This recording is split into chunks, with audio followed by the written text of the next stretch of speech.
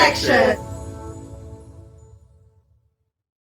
Good day, everyone! We are here today to talk and share the success story of Mr. Harvey Bugtay, process under AEWB. Harvey came from Qatar and he is an experienced welder fabricator. Harvey, can you give us a bit of your background? Ako po ay isang welder fabricator galing sa bansang Qatar. 6 years po ako doon at sa tulong po ng Nations Connect, ako po ay nakapunta na dito sa New Zealand at magpa 5 months na ata ako dito. How did you know about Nations Connect, Harvey? Nung una po sa Facebook lang pa, scroll na ako sa Facebook hanggang nakita ko yung Nations Connect na nag-post na kailangan nila ng welders. Kaya doon nag-send ako ng resume, pinalo ko yung page na at saka binasa ko yung mga procedure kung paano po mag-apply sa Nations Connect po. And how's your experience naman po during the visa processing? Sa visa naman po, ang bilis po, talagang na-pressure po ako noon kasi di ko in-expect na ganun pala, tuloy-tuloy na yung pagpasa ng mga requirements. Yung may mga ibang requirements ko na dili tulad ng sa medical kasi mabagal doon sa Qatar. Di ko in-expect na ganun kabilis. Siguro mga a month lang siguro mula pag-apply ko. Harvey, is there any struggle that you have experienced while processing your visa? Sa sitwasyon ko po, wala po, sa awa ng Diyos. Hanggang nung sinabi na-approve na yung visa ko at may ticket na ako, di na ako makatulog noon. Ayan, mga ka-connections, sobrang based on doon sa sinabi ni Kuya Harvey, mabilis yung processing ng kanyang visa. Harvey, what do you love about New Zealand and why did you choose this country? Kasi may mga dati na akong nakasama na nandito na. Tapos sabi nila mas maganda dito, hindi pressure sa trabaho, maganda yung klima at yung sahuran din, maganda din yung sahuran. At may din po na madala yung pamilya, ganun po. Harvey, how was New Zealand different from other countries you worked in? Kasi di ba galing ka sa Qatar? Sa akin lang, maganda din naman sa Qatar. Then sa New Zealand is yung labor law nila is lamang talaga yung mga trabahante.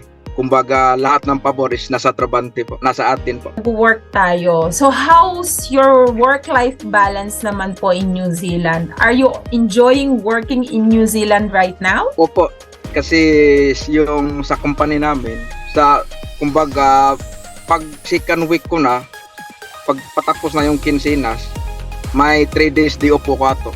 May 3 days day off po ako. Friday, Saturday at saka Sunday. So talagang nakakapagpahinga ka pala, Kuya Harvey. Nababawi mo yung makakapag-rest ka ng maayos. So during your rest day, Kuya Harvey, ano yung usually na ginagawa mo? Sa akin lang, pag Saturday, nagpi-fishing din sa Sunday. Sumasama ako sa church ng mga kasama ko. Saka nagba-basketball. Very active si Kuya Harvey when it comes sa rest day niya, and I really love to hear na you are enjoying the scenery and the presence of New Zealand. My another question, Kuya Harvey, is what are the benefits in New Zealand that you are really enjoying and you are already receiving? Yun po sinasabi ko, yung sa mga labor law nila. What can you advise sa mga aspiring workers natin na who wants to experience the beautiful country of New Zealand? Mga ka-connections, apply lang kayo ng apply, huwag kayong susuko. Tulad ko, hindi ko naman inaasahan. 6 years ako sa Qatar, pero hindi ko inaasahan makapunta rin ako dito sa New Zealand sa tulong po ng Nations Connect. 40 years old na po ako. Kung saan tumanda, doon pa tayo nakapunta dito. Hindi mo talaga masasabi, basta tuloy lang yung mga pangarap. Another question kay Harvey is, how has your life changed since you moved to New Zealand po? Yung mga kasama ko puro Kiwi, wala akong kasamang Pilipino. Kaya nakapag-adjust ako, natuto rin ako yung mga ugali nila na yung mga greetings, ganun. Tapos pag may mga mali-mali, baliwala lang, tuloy-tuloy lang yung trabaho. At saka yung oras ng pamilya po. Kasi nung sa Qatar ko, 1 day lang yung day off ko. Dito, minsan 3 days. Kaya nabigyan ko ng How's their life in the Philippines since na nag-work ka sa New Zealand? ano rin sila, sabi ko sa kanila na mag-aral kayo ng mabuti dyan kasi hindi natin alam, malay natin, di ba? Baka makuha ko sila dito. There you have it, connection. You heard the inspiring living testimony of Kuya Harvey Bugtay.